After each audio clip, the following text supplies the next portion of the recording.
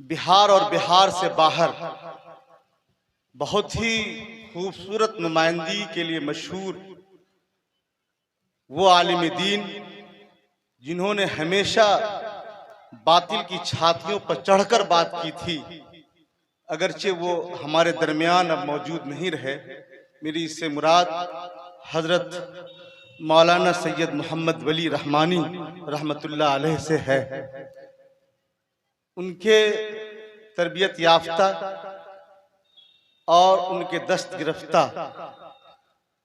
ان کے چھاؤں میں پل کر بڑھنے والے، جوان ہونے والے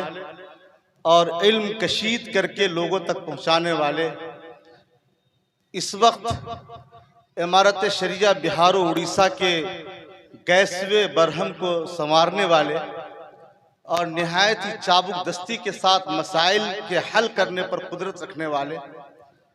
حضرت مولانا شمشاد رحمانی نائب امیر شریعت امارت شریعہ بہار و اڑیسہ یہاں تشریف رکھتے ہیں، اور میں اقبال سے اجازت لیتے ہوئے یہ کہتے ہوئے انہیں آواز دوں گا: خودی کو کر بلند اتنا کہ ہر تقدیر سے پہلے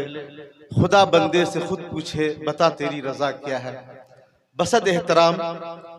ہم سب کے لیے نمونہ اور مثالی شخصیت نائب امیر شریعت حضرت مولانا شمشاد رحمانی صاحب کو میں دعوت دیتا ہوں،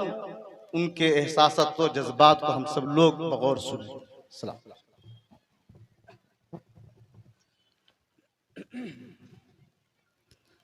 بسم اللہ الرحمن الرحیم وبہ نستعین اما بعد۔ اجلاس کی صدارت فرما رہے محسن مخدوم گرامی، مخدوم ملت اسلامیہ ہندیہ، تحریک مدارس اسلامیہ کے سپہ سالار، حجت الاسلام کے خانوادے کے چشم و چراغ، جانشین خطیب الاسلام حضرت مولانا محمد سفیان صاحب قاسمی دامت برکاتہم العالیہ، محتمم دارالعلوم وقف دیوبند، اسٹیج پر رونق افروز تمام ہی معزز اور موقر علماء کرام، دانشوران عظام، خاص طور پر امارت شریعہ بہار اڑیسہ جھارکھنڈ کے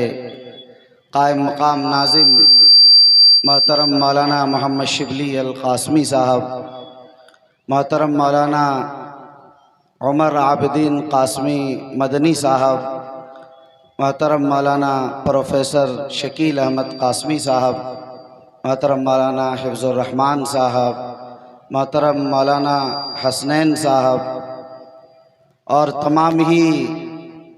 مہمانان دور و دراز سے تشریف لائے ہوئے معزز حضرات، سامعین، سامعات، میں صرف آپ کے درمیان اس لیے حاضر ہوا تھا کہ اس علاقے میں حضرت مولانا محمد سفیان صاحب قاسمی دامت برکاتہم العالیہ، جو ہم سبوں کے محسن ہیں، مخدوم ہیں، ان کے قدم مبارک پڑھ رہے ہیں، اور بہار کی سرزمین میں رہتے ہوئے ہم لوگ ان سے استفادہ نہ کر سکیں اور ان کی زیارت نہ ہو سکے، ظاہر ہے یہ بڑی محرومی کی بات ہوتی۔ میں رات بہت دور سفر میں تھا، لیکن وقت نکال کر میں صرف حضرت کی زیارت اور ملاقات، ان کی خدمت میں، ان کی صحبت میں کچھ وقت گزارنے کے جذبے سے حاضر ہو گیا تھا۔ آپ حضرات کے درمیان بھی مولانا غفران ساجد صاحب کی محبت میں حاضری ہوئی، اس سے پہلے پروگرام میں بھی حاضر تھا۔ اس لیے ہم لوگ یہ چاہتے ہیں کہ حضرت ہی سے ہم لوگ استفادہ کریں، اس لیے کوئی لمبی چوڑی کوئی بات نہ کی جائے۔ صرف ایک بات آپ حضرات کے درمیان یہ عرض کرنا چاہتا ہوں کہ آج اچھی بات یہ ہے کہ ایک مدرسے کے جلسے میں اور بخاری شریف کے افتتاح کے موقع پر آپ حضرات جمع ہیں، اور بر صغیر میں جو مدارس اسلامیہ کی تاریخ ہے، 1866 میں دارالعلوم دیوبند کی شکل میں جو چراغ جلا اور اس کی لو تیز ہوئی اور چراغ سے چراغ جلتا گیا، ظاہر ہے کہ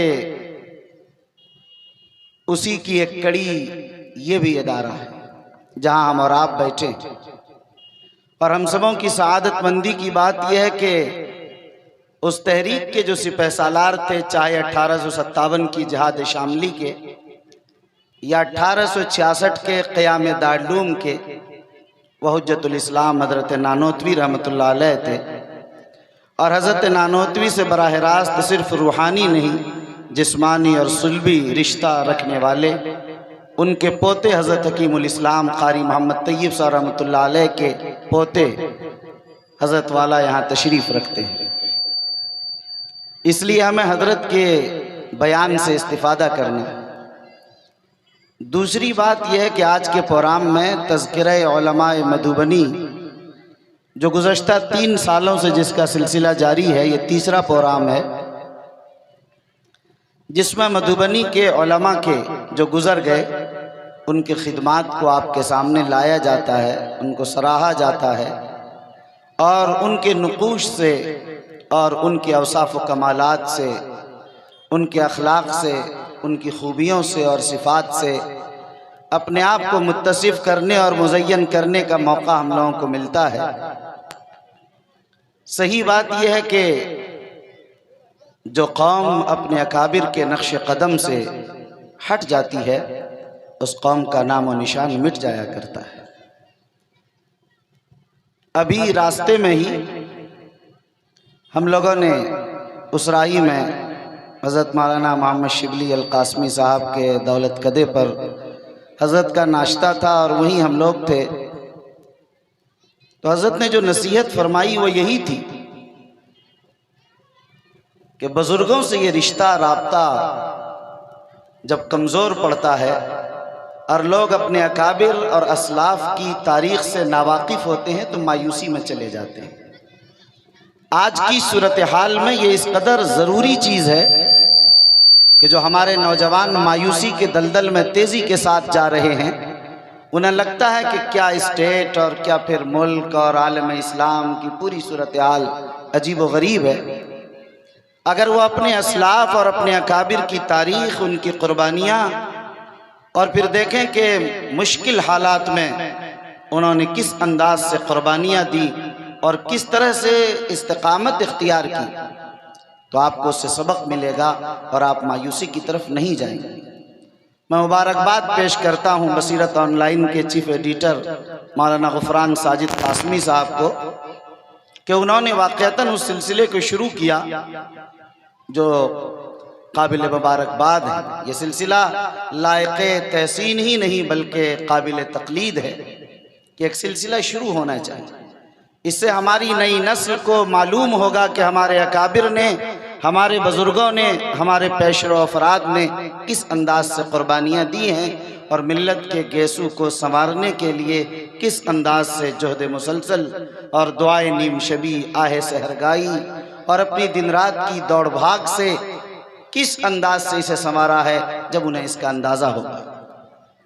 اس کے ساتھ ساتھ ہم ان کی پوری ٹیم کو بھی مبارکباد پیش کرتے ہیں۔ مولانا مظفر احسن رحمانی صاحب ہیں، جانتے ہیں جسے اللہ نے صاحب زبان اور صاحب قلب بنایا ہے، بڑے متحرک اور مخلص ہیں، اور اس کے ساتھ بہت سارے لوگ ان کی ٹیم میں موجود ہیں۔ استاذ گرامی قدر حضرت مولانا رضوان احمد قاسمی صاحب، سابق استاذ دارالعلوم وقف دیوبند، وہ بھی تشریف رکھتے ہیں، اور بہت سارے لوگ ہیں۔ سب کو مبارکباد پیش کرتے ہیں اور دعا بھی کرتے ہیں کہ اللہ تعالیٰ اس سلسلے کو قائم رکھے اور اللہ تعالیٰ اس کے ذریعے سے اس فیوز و برکات کو عام فرمائے۔ اس اجلاس کے تمام منتظمین کو بھی مبارکباد پیش کرتے ہیں اور ان کا شکر گزار ہیں۔ خاص طور پر مولانا نوشاد صاحب کے بھی ہم شکر گزار ہیں۔ اللہ تعالیٰ انہیں بہتر بدلہ دے اور اللہ تعالیٰ اس ادارے کو روشن مستقبل عطا فرمائے، اور اللہ تعالیٰ تعلیمی، تعمیری ظاہری باطنی ترقیات مقدر فرمائے، آمین یا رب العالمین۔ السلام علیکم ورحمۃ اللہ وبرکاتہ۔